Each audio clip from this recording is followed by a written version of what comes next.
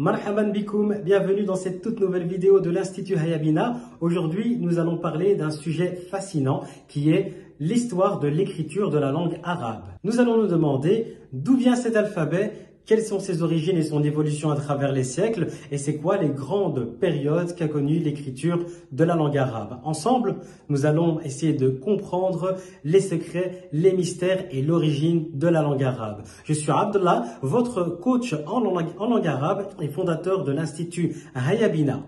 Donc, si vous êtes intéressé par la langue arabe ou simplement curieux, vous êtes au bon endroit. C'est parti pour cette nouvelle vidéo. Hayabina!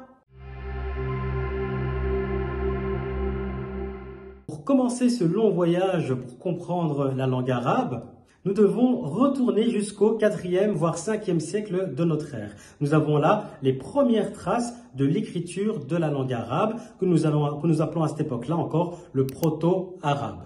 La langue arabe est une langue sémitique qui va donner naissance à plusieurs langues. Ces langues elles-mêmes vont avoir leur propre écriture. On va avoir en tant qu'écriture le nabatéen et le syriaque, et c'est ces écritures-là qui vont influencer les débuts de l'écriture de la langue arabe. Dans l'arabe épigraphique anté-islamique, on va surtout retrouver des lettres qui sont angulaires, isolées et qui ont souvent la même forme. Et en plus de cela, elles sont pas tout à fait standardisées en fonction des endroits où on se trouve. C'est cette écriture-là, en fait, qui va évoluer et donner naissance à un alphabet qui, lui, est beaucoup plus harmonieux. Un alphabet qui a des lettres qui sont standardisées, qui vont être attachées et qu'on va pouvoir différencier, ce qui va donner, en fait, une facilité à l'écriture, mais aussi à la lecture. Avant l'islam, les compétences d'écriture étaient assez rares. La langue arabe se transmettait surtout de manière orale. On va toutefois retrouver des traces d'écriture, et là je parle d'une écriture qui est proche de celle que nous connaissons maintenant, sur des pierres tombales, sur des objets liés à l'adoration de divinités, ou bien encore pour écrire des vers de poésie tels que al-mu'allaqat. Parmi les inscriptions proto-arabes et anté-islamiques, on a évidemment la pierre de Namara, qui date de 328 de notre ère, où on va retrouver des inscriptions sur une pierre funéraire. Et là, on va voir en fait une inscription où on a des origines et des influences qui sont nabatéens et qui vont commencer à montrer les premières traces d'un alphabet qui va se diriger vers l'alphabet que nous connaissons maintenant. Avec la révélation du Coran, l'écriture va prendre une expansion et une importance capitale pour l'Empire musulman. En effet, pour pouvoir transmettre les connaissances religieuses, que ce soit le Coran, les paroles du prophète ou les paroles des savants qui nous enseignent l'islam, il va falloir les écrire. Mais pas seulement, on va aussi devoir écrire tout ce qui est loi, tout ce qui est décret, tout ce qui va vraiment structurer et permettre à l'Empire musulman d'exister. La langue arabe est un abjad, c'est-à-dire que c'est une langue qui est surtout basée sur les consonnes. Quand on va avoir la version qu'on connaît actuellement des lettres de la langue arabe, on ne va pas avoir des points diacritiques, ces points qu'on place au-dessus des lettres pour pouvoir les différencier. De ce fait-là, des lettres comme la lettre shin, la lettre sin, la lettre ha, la lettre kha vont être des lettres qui vont être écrites exactement de la même manière. Ceci va donner des confusions pour les personnes qui vont vouloir apprendre l'arabe et qui n'ont pas pour langue arabe leur langue de base, leur langue maternelle. Donc, on a un savant qui s'appelle Abu Asad ad-Duali, qui est le père de la grammaire, qui va rajouter les points diacritiques pour qu'on puisse, dans un premier temps, faire la différence entre deux consonnes qui ont exactement la même forme. Comme par exemple, comme je le disais, pour le shin, le sin, le ha, le kha et le jim. Maintenant que c'est beaucoup plus clair au niveau des consonnes qui ont la même forme, on va avoir un deuxième souci, les voyelles. La langue arabe s'écrit sans voyelles. Du coup, les personnes vont commencer à faire des fautes. Pourquoi? Parce qu'elles ne savent pas quelle voyelle elles doivent prononcer au-dessus de chaque lettre. On a Abu Asad ad-Duali qui va rajouter encore d'autres points diacritiques, c'est-à-dire d'autres points au-dessus des points pour différencier les consonnes pour pouvoir écrire les voyelles. Mais ça va faire beaucoup de points, ce qui va donner des confusions. Plus tard, on a un autre savant de la langue arabe qui s'appelle Al-Khalil al-Farahidi, rahimahullah, qui va améliorer en fait ce système pour le rendre plus simple à la lecture et à l'écriture. Il va modifier les voyelles pour pouvoir faire ce qu'on connaît aujourd'hui, une boucle au-dessus de la lettre pour la damma, un trait pour la fatha et un trait en dessous de la lettre pour pouvoir faire la kasra. Sous les Omeyyades, l'écriture va prendre un essor très important pour pouvoir diriger et administrer l'empire musulman. Mais pas seulement, on va retrouver dans énormément de monuments de la calligraphie, dont par exemple la mosquée des Omeyyades, où on va retrouver ce style-là, qui est un style qu'on va appeler le style koufique. Et le style koufique, en fait, est un style qui est fort angulaire. Ce style angulaire, en fait, avec le temps, va se modifier, va s'affiner, s'harmoniser pour commencer à développer un nouveau style dans l'ère suivante. Après l'ère des Omeyyades, on va rentrer dans l'ère abbasside. Et dans l'ère abbasside, il y a un nouveau style qui va prendre une forte place dans l'empire musulman. C'est le style qu'on appelle le Nasr. Le Nasr, en fait, est un style qui, lui, est beaucoup plus arrondi. Ce style-là va être utilisé pour tous les manuscrits, mais aussi pour recopier le Coran. Parmi les célèbres calligraphes, on va retrouver Ibn Muqla. Ibn Muqla, en fait, va poser les règles de base géométriques pour l'écriture du Nasr, ce qui va permettre de l'uniformiser, mais aussi de maintenir la beauté de cette écriture. Durant la période ottomane, deux styles vont être très marquants, le Thuluth et le Diwani.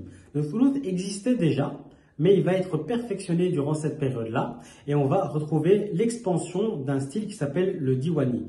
Ces deux styles-là vont se retrouver dans la plupart des écrits et des monuments qui vont marquer l'histoire de l'Empire ottoman et qu'on va retrouver dans la plupart des palais de l'Empire ottoman. Lorsque l'imprimerie à caractère mobile va arriver au XVe siècle avec Gutenberg, ça va complètement changer l'écriture dans le monde entier. La langue arabe, en fait, va devoir s'adapter pour pouvoir, elle aussi, être retranscrite avec l'imprimerie moderne. Cependant, l'écriture arabe va rencontrer plusieurs obstacles. Le premier, c'est que l'arabe ne s'écrit pas en majuscule comme l'écriture latine, d'une part, et d'autre part, on va avoir aussi le fait que chaque lettre s'écrit de 4 manières différentes en fonction qu'elle soit isolée en début de mot, en milieu de mot ou en fin de mot. Ce qui va rendre très complexe l'impression et la mise en page de documents en langue arabe issus de l'imprimerie. Pour des raisons de préservation religieuse et de maintien de l'ordre, des théologiens vont rejeter complètement l'imprimerie. Au XVIIe siècle, on va compter pas moins de 80 000 copyistes qui vont exister dans le monde ottoman. Ces 80 000 personnes forment une corporation qui n'est pas prête de laisser tomber ses revenus. Et on va avoir d'ailleurs, et même avant cela, des souverains tels que Bayezid II et Selim Ier qui vont carrément faire des décrets pour qu'il n'y ait pas d'imprimerie dans l'empire musulman. Cependant, on va quand même avoir quelques livres en arabe qui vont être imprimés mais qui sont assez rares.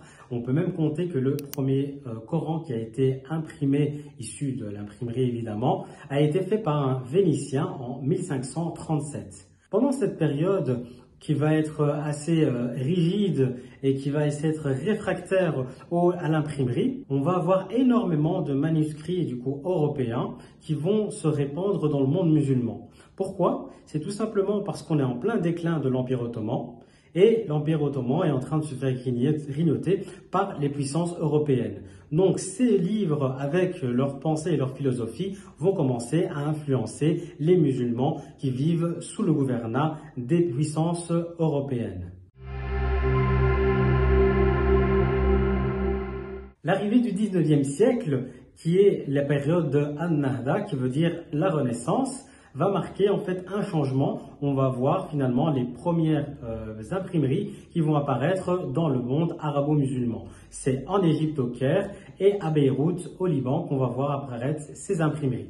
Malgré l'apparition de ces imprimeries, il va quand même être difficile d'avoir, de pouvoir imprimer et de se procurer des livres en arabe, bien qu'on va avoir quand même énormément de livres dans la littérature arabe qui vont apparaître durant cette période-là. La vraie révolution qui va arriver dans l'écriture arabe, c'est l'arrivée du numérique. En fait, dans le numérique, on va pouvoir avoir une écriture qui respecte les règles de la langue arabe, à savoir si une lettre est isolée en début, milieu ou fin de mot, on va pouvoir l'écrire correctement. Cette écriture-là va permettre vraiment d'avoir ce renouveau et cette réutilisation, cette réappropriation de la langue arabe dans les technologies. En effet, que ce soit avec un smartphone, une tablette, un ordinateur, il est aujourd'hui beaucoup plus facile de pouvoir échanger en langue arabe, que ce soit entre les pays arabo-musulmans ou même les pays musulmans ou les autres pays qui ont adopté la langue arabe comme écriture. Ce qui nous permet d'avoir des sites internet en arabe, des échanges sur les réseaux sociaux en arabe ou encore des discours et de savants qui sont retranscrits en arabe. Pour résumer, l'écriture arabe, ce n'est pas qu'un simple alphabet, c'est un véritable témoin de la culture arabe et de l'islam. Cette écriture a évolué et traversé les âges en s'adaptant en fonction des époques et a surtout influencé les civilisations et les langues qu'elle a croisées sur son chemin. Avec le numérique, elle connaît un nouvel essor et permet de connecter des milliards de gens dans le monde. Si cette vidéo vous a inspiré et vous a donné envie de faire vos premiers pas dans l'écriture, l'apprentissage de la langue arabe, n'hésitez pas à télécharger le guide pratique d'apprentissage de l'alphabet arabe en 7 jours qui est en description de cette vidéo. Si vous avez aimé cette vidéo, likez, partagez-la, laissez-nous un petit commentaire, ça fait toujours plaisir. J'en profite pour remercier toutes les personnes qui nous ont fait des petits commentaires et qui nous conseillent pour qu'on s'améliore dans chaque vidéo. Et je vous dis à la prochaine fois pour une nouvelle vidéo. Ma'as salama!